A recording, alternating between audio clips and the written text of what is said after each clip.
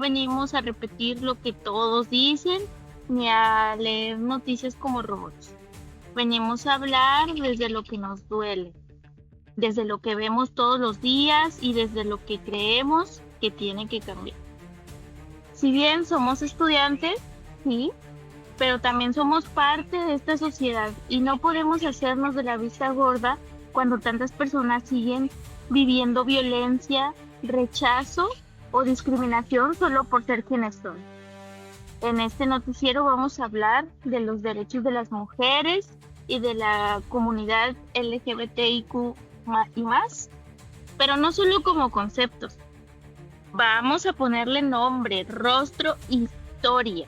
Vamos a compartir casos reales ocurridos en nuestro país que muestran cómo esos derechos que suenan muy bonitos en el papel muchas veces no se respetan. No venimos con un discurso político ni con frases vacías. Venimos con datos, con testimonios, con investigación y también con esperanza, porque creemos que hablar de esto sí hace la diferencia. Así que gracias por estar aquí, por escucharnos, por abrir la mente y el corazón. Esperamos que este espacio te haga pensar, cuestionar y quizá ver las cosas desde otra perspectiva. Muchas gracias, Araí, por esa introducción. Ok, vamos a comenzar hablando del feminicidio y empezaremos con un caso que en cuestión es una historia que refleja claramente cómo la violencia contra las mujeres sigue siendo una realidad brutal en nuestro país y cómo el sistema muchas veces no reacciona hasta que ya es demasiado tarde. Les voy a hablar del caso de Luz Raquel Padilla, una mujer de 35 años, mamá de un niño con autismo y que vivía en Jalisco y fue asesinada de la manera más cruel, incluso después de haber denunciado y ya había creado un registro de denuncias. Luz no era una persona invisible para las autoridades. Ella había documentado públicamente las amenazas que recibía, sobre todo de un vecino que ella tenía. Había subido fotos a redes sociales donde se veía claramente frases como "te vas a morir", escritas con un marcador en la puerta de su casa.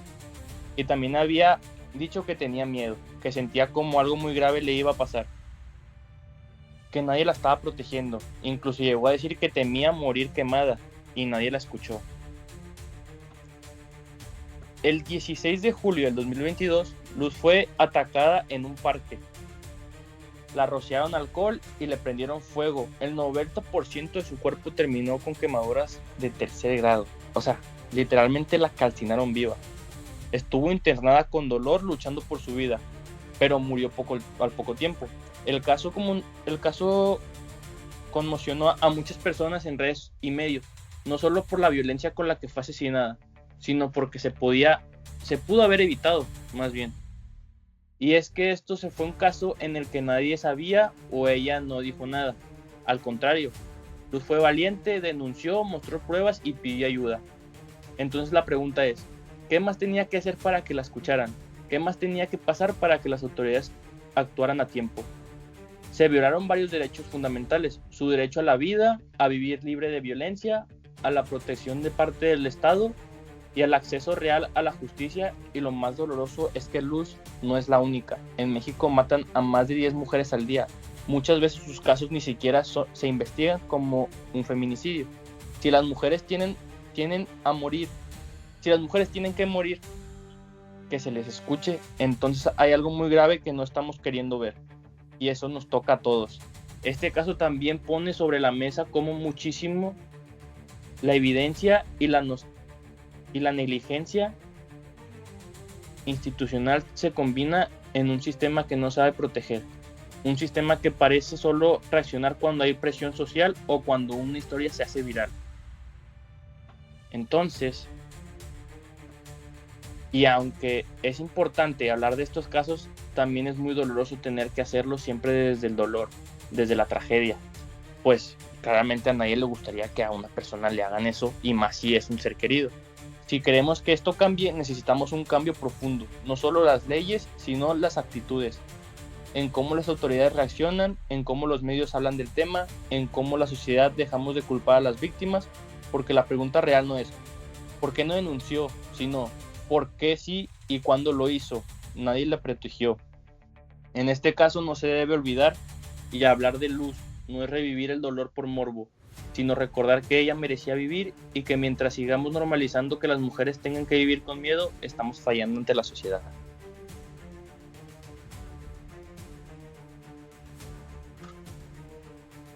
Muchas gracias, Mario, por esa nota. En breve tenemos la noticia número 2: violencia hacia personas trans.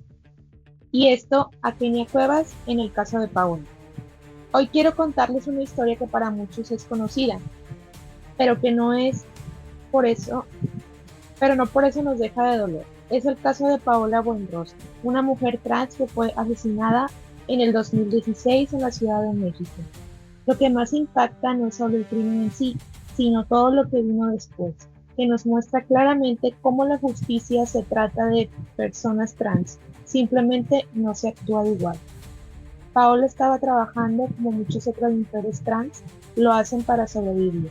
Cuando un hombre le disparó en plena calle, estaba con su amiga Kenia Cuevas, quien presenció el asesinato. Grabó al agresor e incluso lo confrontó. Pero a pesar de que había pruebas, videos y testigos, el asesino fue liberado. No hubo juicio, no hubo justicia, no hubo consecuencias. Así de crudo. Este caso representa la realidad de muchas personas trans en México. La violencia que viven es brutal. Y lo peor es que cuando denuncian, cuando buscan apoyo, no se les toma en serio. Como si sus vidas valieran menos. Como si por el simple hecho de ser trans, tuvieran que aguantar el odio, la exclusión o la impunidad. A raíz de este hecho, Kenia Cuevas decidió que no iba a permitir que la muerte de su amiga quedara en el olvido. Fundó un refugio para mujeres trans en situación de calle o que han sufrido violencia, al que llamó Casa Hogar Paola Buenrostro. Lo hizo porque entendió que si ella no cuidaba a las suyas, nadie más lo iba a hacer. Kenia también ha alzado la voz en foros nacionales e internacionales. Ha enfrentado amenazas, desprecio e incluso discriminación por parte de funcionarios públicos. Pero ahí sigue, firme, exigiendo justicia, respeto y dignidad para todas las personas transexuales. En el caso de Paola se violaron varios derechos: el derecho a la vida, el derecho a la identidad de género, el derecho a la justicia y sobre todo el derecho a vivir sin miedo. Además, los medios de comunicación también fueron parte del problema. Muchos publicaron la noticia usando su nombre legal en masculino, sin respetar su identidad. Algunos hasta usaron palabras ofensivas o burlonas. Eso también es violencia. Y eso también lastima. Por lo que todo esto nos lleva a reflexionar en algo aún más profundo. ¿Cuántas veces hemos escuchado chistes transfóbicos? ¿Cuántas veces hemos visto a personas transexuales en películas o series como burla o caricatura? Esa violencia simbólica alimenta la real, normaliza el desprecio y eso no está bien.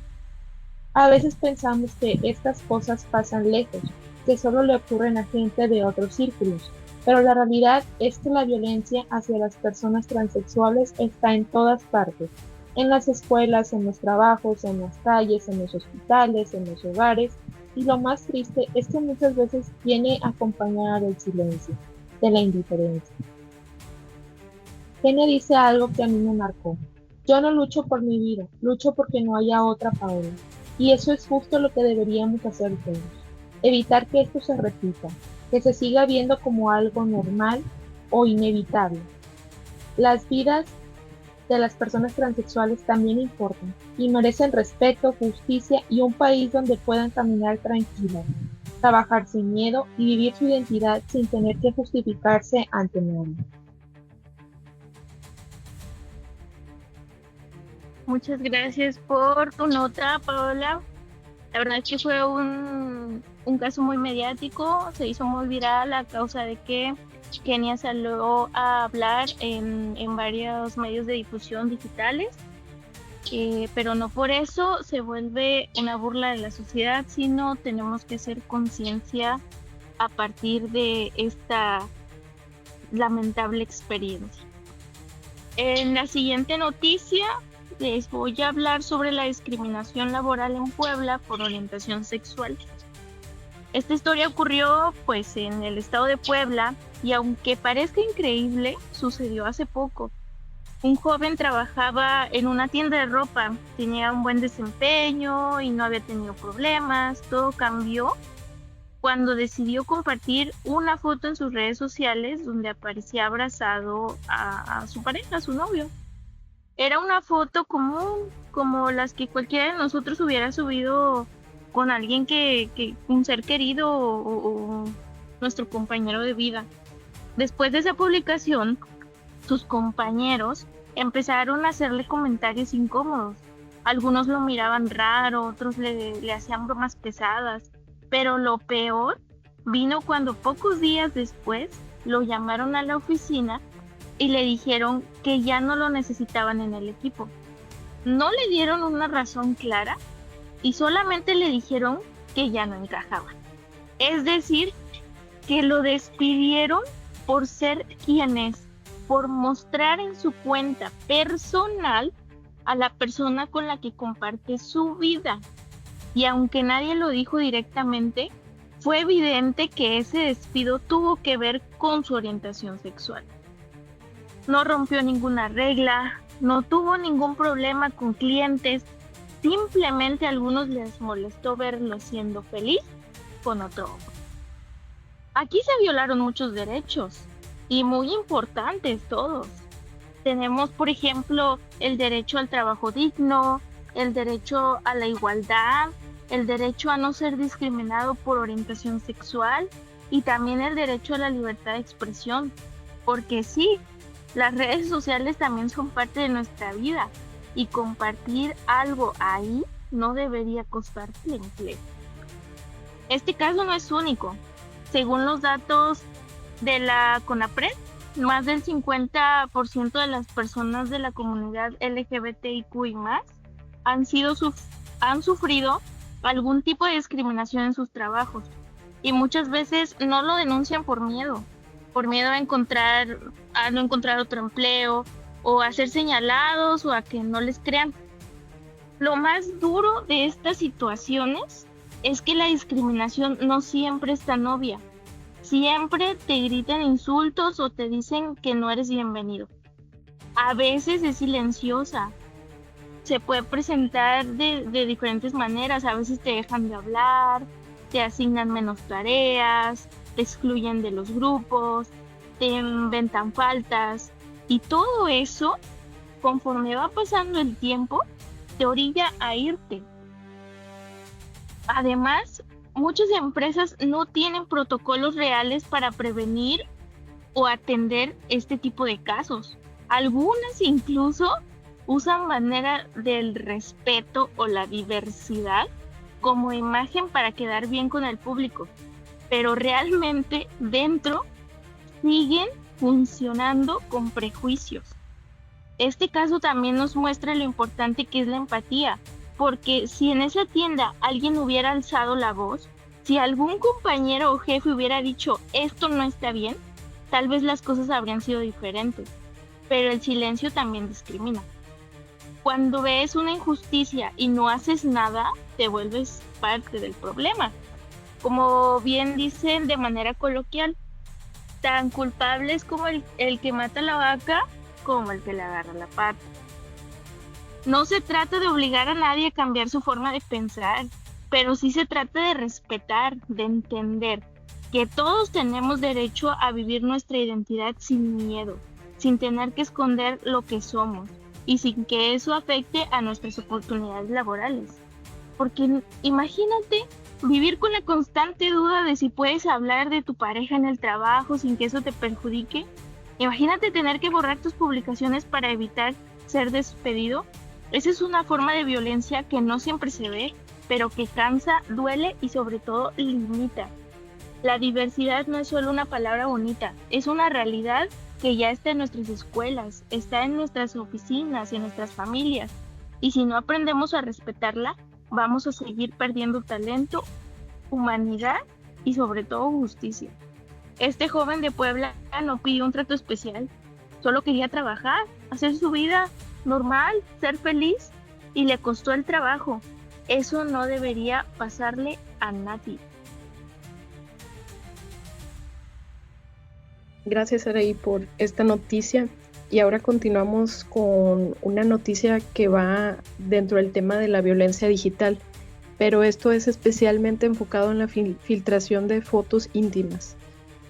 Y bueno, para empezar, como sabemos, la violencia no siempre deja golpes o heridas visibles. A veces esto duele en silencio, y es que desde una pantalla puedes destruir la vida de una persona, y eso sin que nadie lo note. Y ahora con todas las tecnologías que tenemos, esto se vuelve mucho más frecuente. Entonces, esto fue lo que le pasó a una adolescente de secundaria que vivió una experiencia muy dolorosa, y fue la filtración de imágenes íntimas que ella había enviado a una persona de confianza. Ella lo que hizo fue compartir este tipo de fotos con una persona que para ella era de su confianza. Como sucede con muchas chicas, no fue con mala intención ni por querer llamar la atención, como muchos dicen, sino que ella lo hizo con afecto. Entonces ella pues estaba en una relación que ella creía que era segura, pero no fue así. Alguien más compartió esas fotos con otras personas, y en poco tiempo ya habían circulado en toda la escuela.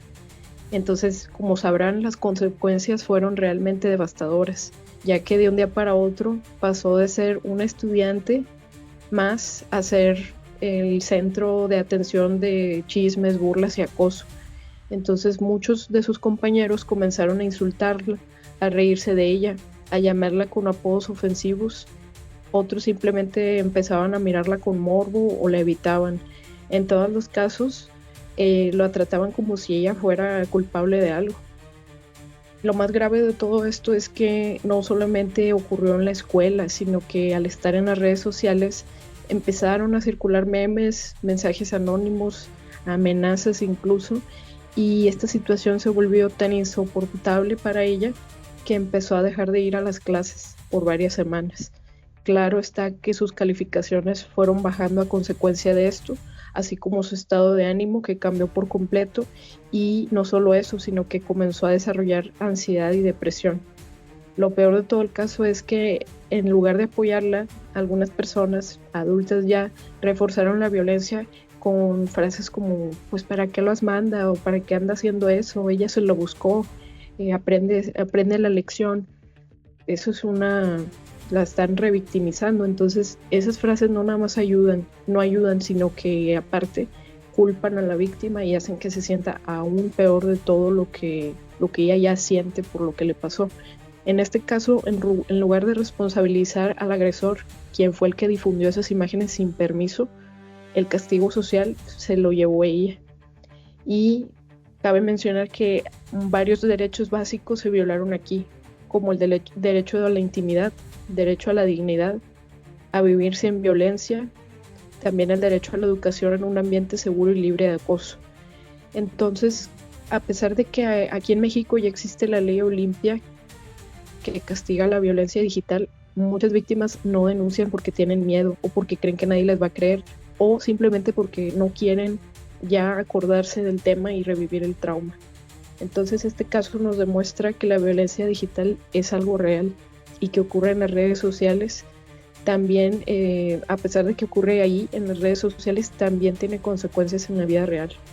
Entonces un clic, una foto, algo tan simple como eso puede arruinar la autoestima de alguien, su paz mental y también hasta su futuro. Entonces nos deja ver mucho cómo la sociedad le falta entender los conceptos como lo es el consentimiento, el respeto digital y la empatía. Entonces no podemos seguir educando a las niñas para que no confíen o no manden cosas o se cuiden más. No, al contrario, sino que es verdad que hay que tener cuidado, pero más bien hay que educar a niños y jóvenes para que aprendan los temas de consentimiento, a no compartir, no exhibir y tampoco convertir el cuerpo de alguien más en una broma o una forma de control. Entonces la víctima de este caso no cometió ningún delito, pero quien sí lo cometió fue la persona que filtró sus fotos sin permiso. Esa persona fue quien falló, y también la sociedad por señalarla y hacerla sentir culpable. La dejaron completamente sola. Entonces, por eso es tan importante que se hable de estos temas, porque muchas veces, ya sea por vergüenza o miedo, las víctimas se quedan calladas. Entonces, los agresores siguen actuando con toda libertad. Y la violencia digital también debe ser tomada en serio por escuelas, autoridades, familias y la sociedad en general. Necesitamos protocolos que sean claros, así como redes de apoyo reales y educación tanto afectiva y digital desde tempranas edades. Esta chica, como muchas otras, solo quiso confiar en alguien y quería sentirse querida, pero todo eso lo único que le ocasionó fue sentirse castigada, y eso no es justo. Mientras eso siga pasando, tenemos que seguir hablando. Bueno, podemos ver que en todos los ámbitos las personas siempre se encuentran vulnerables, ya sea por ser diferentes, por pensar distinto y por distintas cuestiones en sí. Podemos ver cómo hay fallas en el trabajo, fallas en redes, y pues esta vez toca hablar sobre la discriminación en hospitales, en cuestión de las familias lesbomaternales. Esta historia pasó en la Ciudad de México, donde se supone que los derechos de las personas LGBTQI+ están más reconocidos y protegidos. Pero lo que ocurrió esto le ocurrió a una pareja de mujeres que demuestra que aunque las leyes avancen, la discriminación muchas veces sigue viva dentro de las instituciones. Todo empezó cuando una pareja lesbomaternal acudió a un hospital público para registrar a su hijo recién nacido y había llevado todos los documentos en orden: actas de nacimiento, identificación oficial, constancia de alumbramiento. No había razón para que hubiera algún problema, pero lo hubo. La persona en el hospital se negó a registrarla a ambas mujeres como madres legales. Le dijeron que no, que solo una podía figurar en la acta de nacimiento, que así era el sistema y que no sabía cómo proceder con casos así. Este tipo de respuestas son más comunes de lo que se deberían. Aunque México reconoce el derecho de las parejas del mismo sexo a formar una familia, todavía hay muchas personas que trabajan en instituciones públicas que no están capacitadas para atender con respeto y sin prejuicios a familias diversas. En este caso, se violaron varios derechos: el derecho a la identidad de la familia, el derecho a la igualdad ante la ley, el derecho a recibir servicios públicos sin discriminación y el derecho a la dignidad.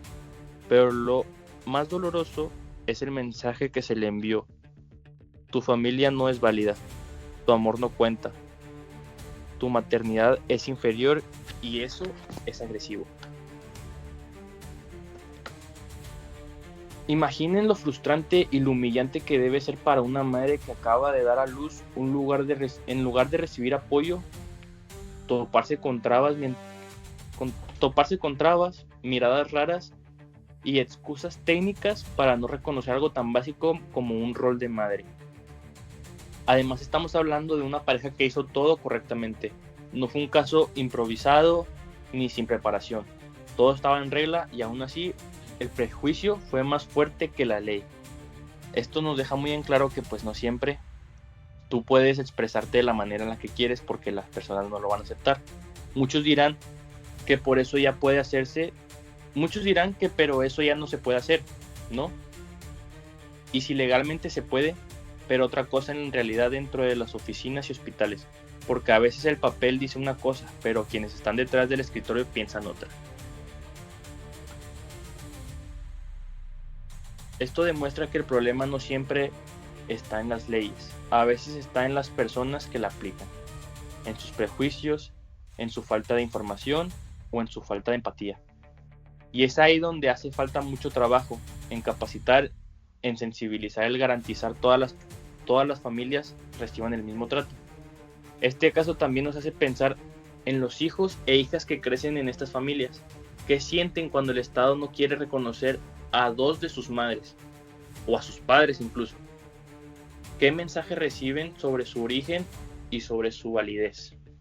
Esto no debería ser así, porque claramente son niños, deberían recibir el mejor trato posible. La infancia no debería cargar con los prejuicios del mundo adulto. Lo que define a una familia no es el género de sus integrantes, sino el amor, el cuidado y el compromiso. Y cualquier funcionario o funcionaria pública debería tener eso muy claro. Una familia lesbomaternal no es menos familia, es simplemente una forma distinta de construir el amor y la crianza. Y mientras haya instituciones que sigan negándoles derechos básicos, nosotros no podemos quedarnos en silencio. El Estado no puede seguir tratando a las familias diversas como excepciones o como errores del sistema. Tienen que ser reconocidas, protegidas y valoradas como cualquier otra, porque lo son. Y porque si hablamos de derechos humanos no puede haber excepciones. Este caso, como muchos otros, debería ser una llamada de atención para revisar qué tan inclusivos son nuestros espacios, nuestras leyes y nuestras prácticas. Porque no basta con decir todos los derechos para todas las personas si en la práctica no se garantizan. Muchas gracias, Mario, por darnos esta noticia y ver que la discriminación también juega un papel importante en todas estas noticias. Por lo que vamos a pasar a una nota más. Tenemos la agresión lesbofóbica en el transporte público. Y pues bueno, a veces pensamos que la violencia solo ocurre en los lugares peligrosos, en las noches oscuras o en calles solitarias, pero la realidad es que muchas personas viven agresiones en espacios comunes, en plena luz del día y rodeadas de gente. Eso fue lo que le pasó a una pareja de chicas en Monterrey, mientras viajaban en transporte público. Era un día normal, ambas iban sentadas juntas, tomadas de la mano, sin hacer escándalo, sin molestar a nadie. Pero eso bastó para que el chofer del camión comenzara a agredirlas verbalmente. Les dijo que eran asquerosas, que eso no se podía ver frente a niños, y hasta les gritó que si no se bajaban, las iba a echar él mismo. La pareja se sintió expuesta, humillada y con miedo. Algunas personas a bordo del camión intentaron defenderlas. Incluso alguien grabó parte del incidente, pero el daño ya estaba hecho. Lo más indignante fue que la empresa no hizo nada, no ofreció disculpas, no sancionó al chofer y el caso simplemente fue ignorado, como si lo que pasó no importara, como si agredir a alguien por su orientación sexual fuera algo menor. Aquí se violaron múltiples derechos: el derecho al libre tránsito, el derecho a la dignidad humana, el derecho a no sufrir discriminación por motivos de orientación sexual y el derecho a recibir un servicio público sin ser agredido. Este tipo de situaciones hacen que muchas personas LGTBIQ+, se cuestionen todo el tiempo cosas tan básicas como: ¿puedo tomarle la mano en público? ¿Me van a mirar feo si les doy un beso? ¿Me arriesgo si subimos juntos al transporte? Vivir con esa incertidumbre constante no es libertad, es vivir con miedo a ser uno mismo. Lo más grave de todo es que muchas veces este tipo de violencia ni siquiera se toma en serio.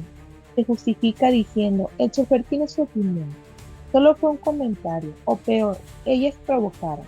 Y eso es rectivimizar. Una disculpa a todo el auditorio. Esto es invalidar el dolor real de alguien por proteger la comunidad de quien agredió. Una agresión no necesita ser física para dejar huella. Las palabras también hieren, las miradas juzgan, la indiferencia duele. Y si quienes prestan servicios públicos no están capacitados para tratar todas estas personas con respeto, entonces estamos fallando como sociedad.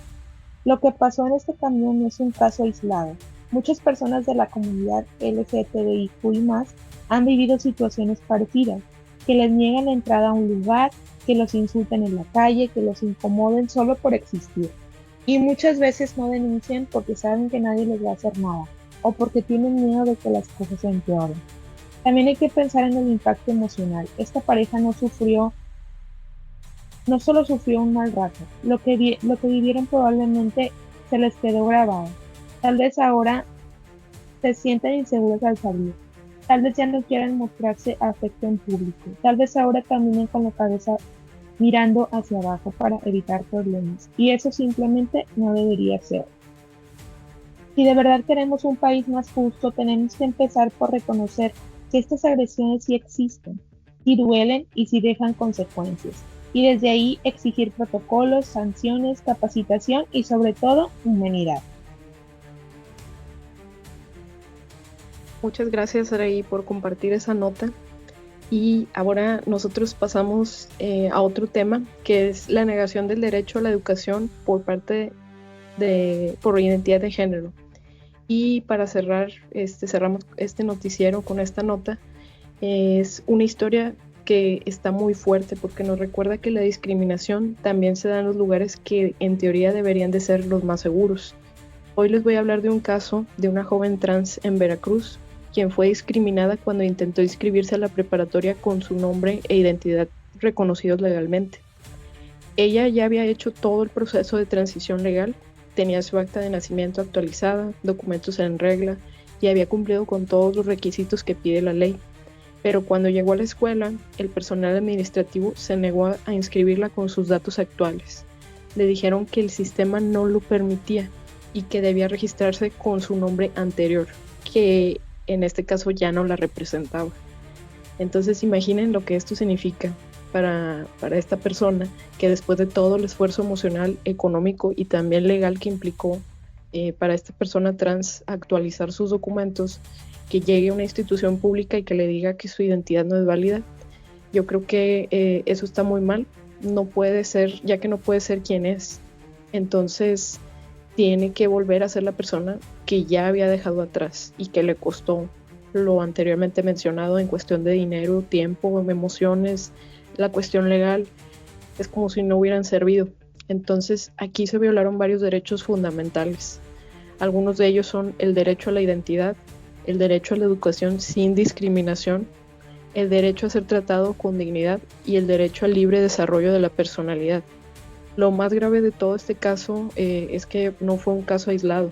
Muchas personas trans viven esto mismo cada vez que intentan hacer un trámite, cuando quieren acceder a algún servicio o simplemente presentarse como ellos realmente son.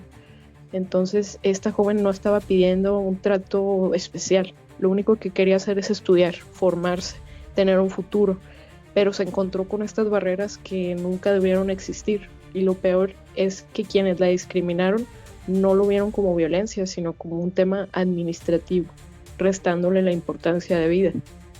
Este tipo de justificaciones son las que más lastiman porque convierten esta exclusión como algo normal, algo técnico o algo aceptado.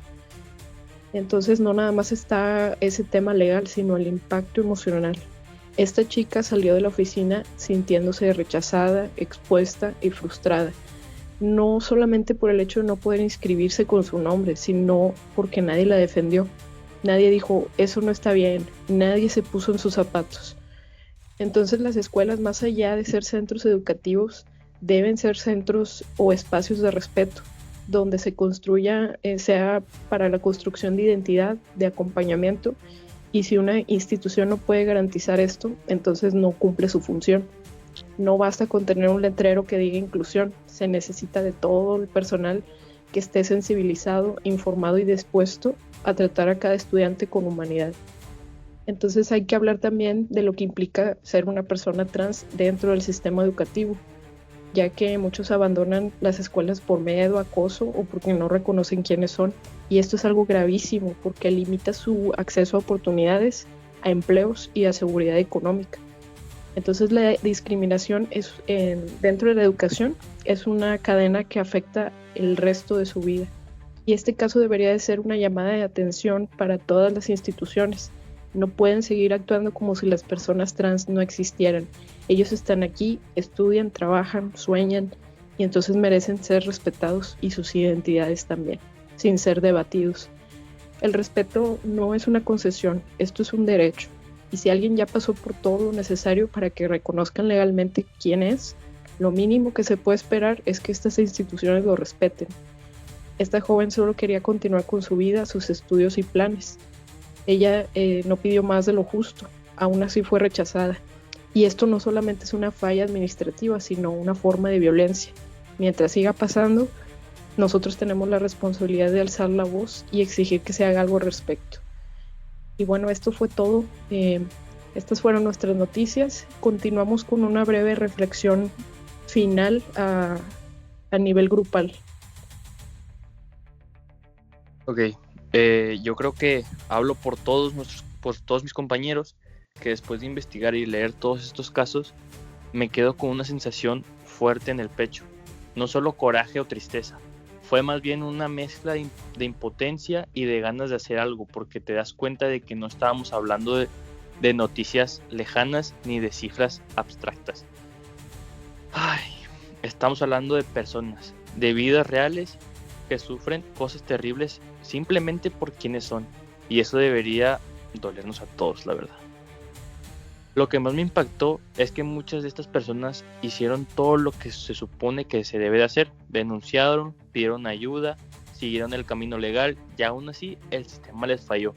Entonces, ¿qué espera de lo que viene detrás? ¿Cómo confiar en una sociedad que no protege a su gente, que la verdad se encuentra más vulnerable? Yo creo que esto no se trata de que si apoyas a una comunidad o a otra, se trata de la humanidad, de saber que nadie merece ser humillado, atacado o excluido por su identidad, por su cuerpo o por quien ama o por cómo vive. Y aunque nosotros somos solo estudiantes, no significa que no podemos hacer algo. Este noticiero es un ejemplo. Quizás no cambie el mundo, pero tal vez haga que alguien piense diferente, y con eso ya es un paso. Yo coincido contigo, Mario. A mí las noticias que me tocó dar de violencia digital y discriminación hacia personas trans, pues está gravísimo. Es una forma de violencia, no reconocerlos o minimizarlos, y esto se vuelve algo peligroso. También creo que como sociedad nos hace falta mucha empatía, escucharnos más, informarnos, concientizarnos, y este tipo de ejercicios de noticias, de informar a las personas, sirve mucho precisamente para concientizar a la sociedad y apoyar a que esto no siga pasando, así como ser conscientes nosotros y saber cuando algo está mal y saber reconocerlo para poder actuar en consecuencia.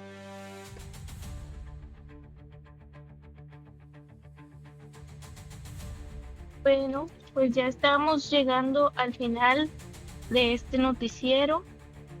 A mí la verdad lo que más me movió fue la historia del chico despedido solo por subir una foto con su novio, porque fue tan simple, tan injusto, tan común.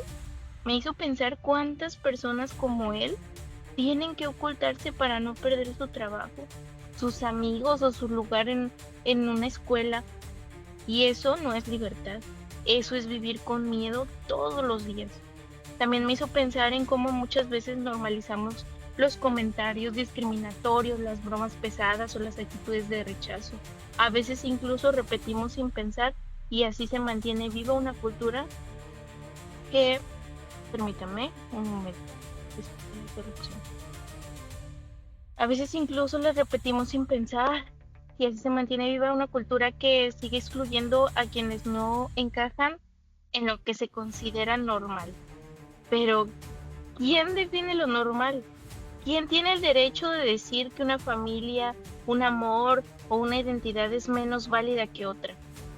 Hacer este noticiero a mí por lo menos me hizo abrir los ojos, me hizo ver que ser aliado no es solo decir yo los respeto, sino también actuar, hablar cuando alguien hace un comentario violento, compartir información, apoyar a quienes sufren discriminación. Yo creo que todos deberíamos hacer una pausa y preguntarnos, ¿cómo trato a los demás? ¿Qué prejuicios arrastro sin darme cuenta? ¿Será que estoy ayudando a que el mundo sea un lugar más justo o me estoy quedando callada? Porque el silencio, cuando hay injusticia, también lastima. Muchas gracias, compañeros. Llegamos al final de este noticiero y pues de mi parte puedo comentarles que durante este trabajo me tocó hablar sobre crímenes de odio y agresiones en lugares públicos, y realmente fue muy duro, porque una cosa es saber que hay discriminación y otra muy distinta es ponerle nombre, leer los detalles, entender el impacto real que tienen estas violencias en la vida de las personas. Lo que más me pegó fue el caso de Paola Buenrostro porque fue asesinada, su amiga lo grabó todo y aún así no hubo justicia.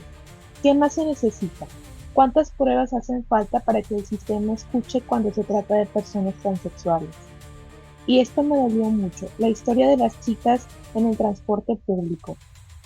Esta nota también, no solo porque se tomaron de la mano y porque mostraron al mundo su amor, sino solo que ahora también fueron insultadas, humilladas y amenazadas por un chofer que creyó que tenía derecho a juzgar su amor. Eso demuestra que muchas veces el odio no está en los grandes discursos, sino en los detalles, en la mirada que incomoda, en la broma que ofende, en la puerta que no se abre. Siento que este proyecto no solo fue una tarea, fue una oportunidad para ver de frente lo que pasa todos los días y muchas veces preferimos ignorar. Al final todas las personas merecen vivir con dignidad y ninguna debería tener que justificar quién es y merecer respeto. Muchas gracias a todos.